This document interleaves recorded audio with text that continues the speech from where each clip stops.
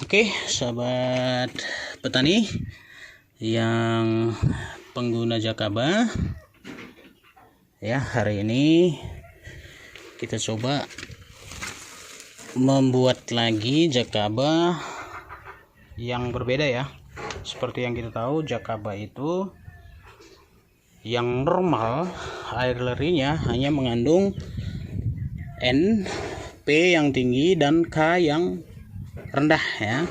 Seperti yang kita tahu, sumber kalium yang bisa kita ambil itu yaitu mungkin dari kulit pisang ataupun buah pisangnya, boleh juga ya.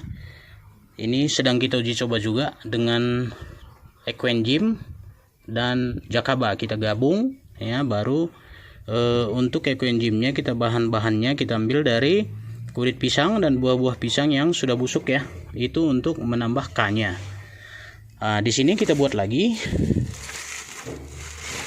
penambahan K yang bersumber dari sabut kelapa ya, tapi ini kita pakai coco fiber ya, sabut kelapa yang sudah diproses ya. Jadi kokopitnya sudah diambil, jadi tinggal coco fiber atau berupa serabut-serabut yang kasar ya, seperti ini ya. Ini sebagai sumber K, jadi kita akan fermentasi untuk menghasilkan cairan Jakaba atau air Jakaba yang komplit gitu ya. Jadi nitrogennya juga tinggi, fosfatnya juga tinggi, dan kaliumnya juga tinggi. Tetapi yang perlu kita ketahui di sini bahwa sabut kelapa itu ataupun produk yang dihasilkannya baik sabut kelapa beserta turunannya ya, coco fiber ataupun kokopit, itu masih mentah itu mengandung zat tanin ya. Zat tanin itu tidak bagus atau bahkan beracun bagi tanaman kita ya, sehingga mungkin menurut prediksi kita bahwa Jakaba juga mungkin sama. Ketika kita campurkan langsung coco fiber ataupun sabut kelapa yang mentah, mungkin akan mengganggu pertumbuhan dari si Jakaba, sehingga ini harus kita lakukan proses untuk pengeluaran zat taninnya dulu ya. Jadi tahap pertama kita lakukan perendaman dulu, mungkin selama 1 minggu paling tidak ya, kita rendam sehingga nanti zat taninnya keluar. Baru kita proses dengan pencampuran air leri dan Jakaba ya. Jadi nanti hasil akhirnya kita harapkan nanti NPK-nya sudah komplit ya. Nanti kita lihat lagi teman-teman, mungkin kalau ada kesempatan ataupun ada waktu nanti kita bisa uji lab, atau paling tidak kita uji ke tanaman kita kira-kira perbedaannya seperti apa. Jadi yang ini kemarin sudah kita uji coba ya, itu kulit pisang beserta buah-buah pisang itu juga mengandung unsur K, jadi itu kita fermentasi, baru kita tambahkan lagi indukan dari Jakabanya. Jadi cukup bagus sih perkembangannya kalau kita lihat ya. Nanti kita lihat lagi di sini dengan pencampuran sabut kelapa. Tapi sebelumnya yang kita mau lihat di sini adalah proses untuk mengeluarkan zat taninnya atau zat yang tidak bagus, zat beracunnya. Jadi kita lakukan perendaman dulu hanya dengan air biasa saja ya.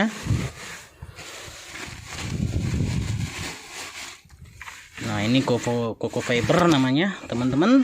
Mungkin bagi yang belum tahu ya, ini coco fiber berbeda dengan kokopit. Sebenarnya sama, tapi kokopit itu hasil serbuknya ya yang lebih halus dari ini, tapi ini khusus memang coco fiber. Kita juga pergunakan ini pada saat penanaman vanili. Ini bagus sekali untuk menahan kelembapan ya, menjaga kelembapannya. Ini bagus sekali, teman-teman bisa pakai kalau mau nanam vanili, itu bagus sekali. Di bawahnya ditaruh ini jadi kokopit. Nah, ini kokopit ya, tapi kita lebih cenderung pakai coco fibernya, serabutnya gitu ya. Oke, baru ini kita sudah tampung air hujan ya. Ini air hujan. Sebenarnya air yang penting jangan air yang mengandung kaporit ya, air pump itu kita tidak sarankan, tapi kalau air hujan ataupun air sumur bor itu tidak masalah. Baru kita tuang saja ke dalam. Oke, sebentar. Jadi tidak ada campuran apa-apa ya, hanya kita upayakan dia terendam saja, jadi airnya paling tidak penuh gitu ya.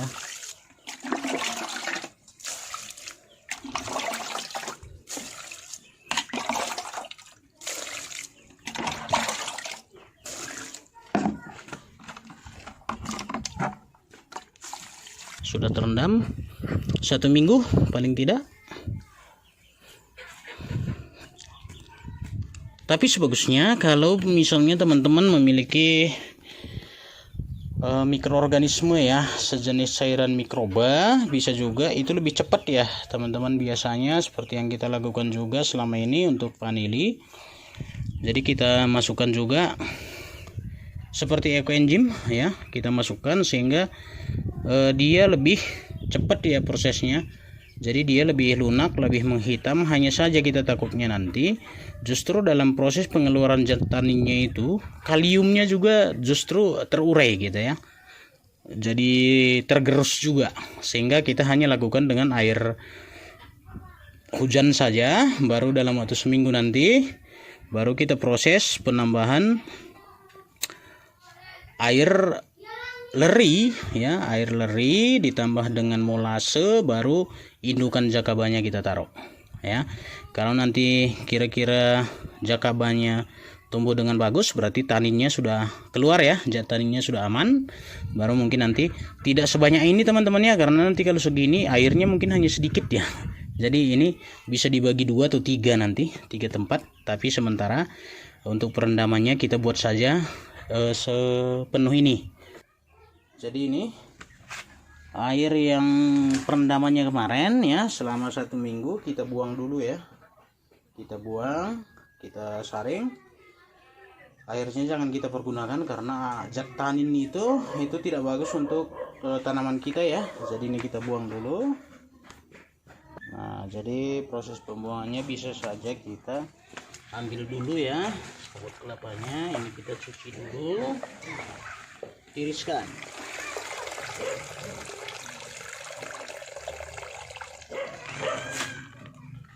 Ini banyak nih teman-teman, jadi bisa sebenarnya untuk 2 tempat. Mudah-mudahan nanti masih ada tempat kita.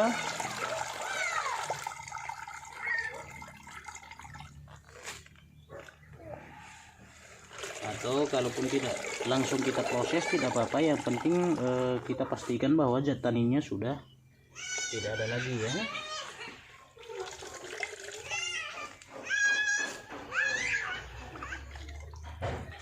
Nah, jadi air yang pencucinya tadi, sisanya tadi ini ya, kita percayai ini mengandung tanin ya, zat tanin. Jadi ini sebagusnya kita buang saja, jangan mengenai tanaman kita ya, karena itu akan justru membunuh tanaman kita. Jadi ini kita buang saja. Yang kita proses hanya ini. Oke, sudah kita buang airnya. Jadi ini kita perhitungkan 3 kilo ya, sama tetap dengan rekomendasi pembuatan ekoenzim. Jadi kita perhitungkan ini 3 kilo, airnya nanti sekitar 10 liter kalau. Jadi ini kita hanya proses separuh saja. Nah, jadi separuh saja teman-teman. Nanti kita isi airnya sekitar 10 liter. Dan kita cairkan dulu molasenya ya.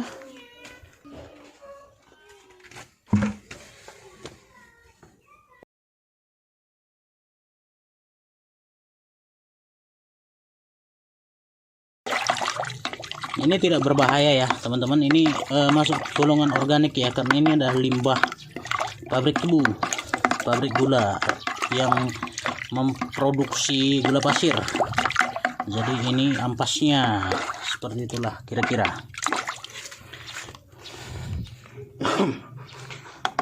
Ya, kita buat berbeda dengan pembuatan ekoenzim ya. Kalau ekoenzim biasanya bahannya 3 kilo, molasenya 1 kilo, dan airnya 10 liter.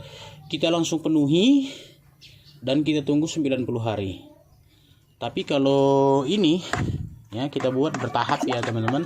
Nanti kita isi dulu sekitar seperempat ini, baru seminggu kemudian atau 2 minggu kemudian kita lihat perkembangannya, nanti kita tambah lagi. Jadi ini kita perhitungkan 3 atau 4 kali penambahan ya, sehingga nanti proses fermentasi ataupun penyerapan sari daripada sabut kelapa ini atau cocoa fiber ini itu terproses dengan baik ya. Dia benar-benar bisa mengeluarkan sari yang diubah menjadi kaliumnya seperti itu ya. Jadi zat kaliumnya, unsur hara kaliumnya itu sudah benar-benar keluar gitu ya.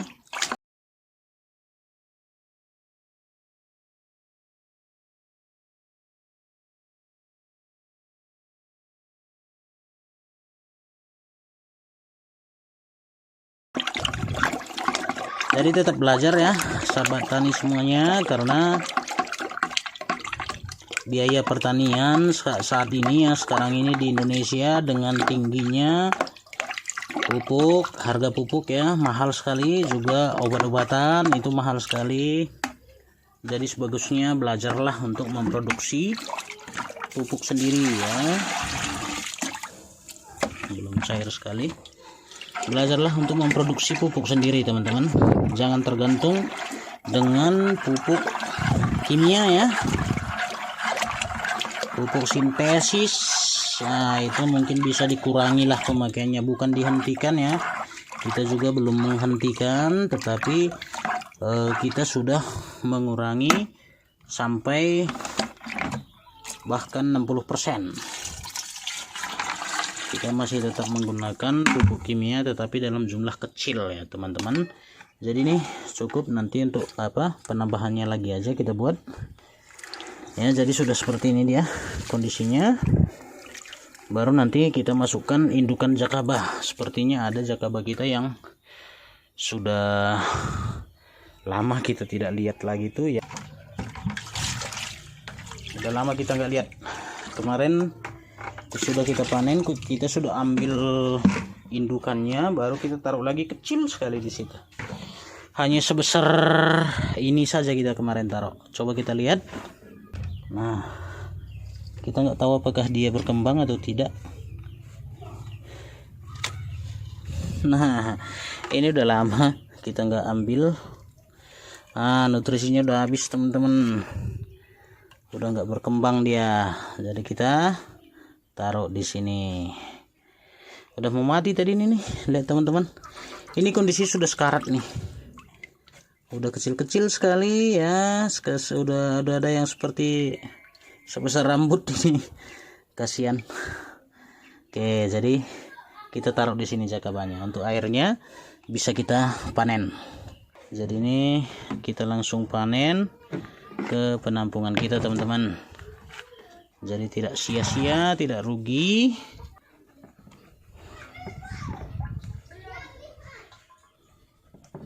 Ya, langsung masuk ke penampungan.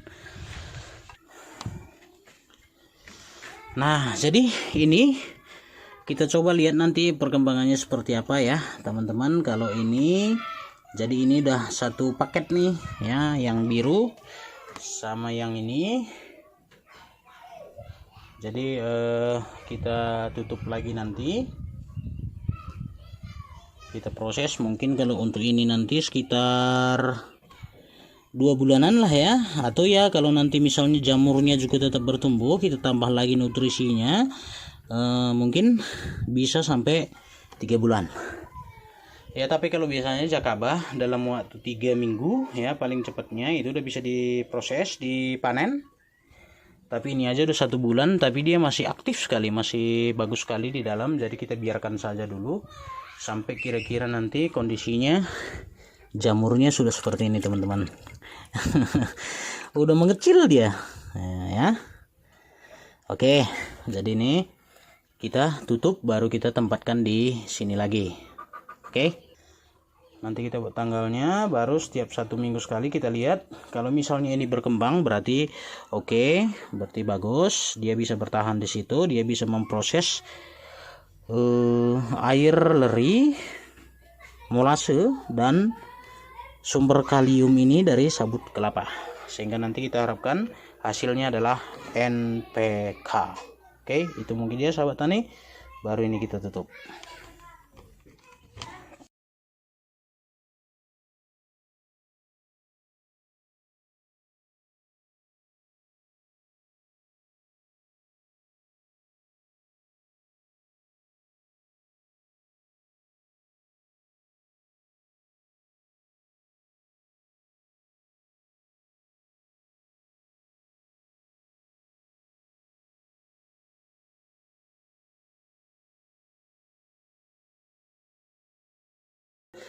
Oke, itu mungkin dia sahabat tani semuanya yang tetap setia menyaksikan video-video kita ya, setiap kita upload. Semoga bermanfaat ya. Jangan lupa bagi teman-teman yang belum subscribe channel kita, like dan share ke teman-teman yang belum tergabung dengan kita, agar mereka juga bisa ikut bergabung dan kita sama-sama belajar, sama-sama diskusi, sehingga pemanfaatan bahan-bahan limbah bisa diproses menjadi bahan organik ya. Jadi tidak mencemari lingkungan kita, justru kita ubah menjadi sesuatu yang berguna dan sangat bermanfaat buat tanaman kita. Oke, itu mungkin dia. Terima kasih. Salam menjuah-juah. Menjuah-juah merbantah rina.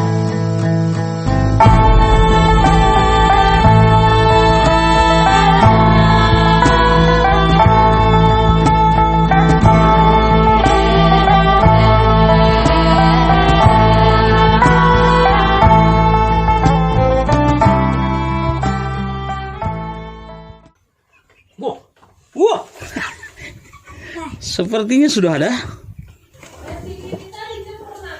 Wah, ternyata udah ada, teman-teman. Sudah banyak.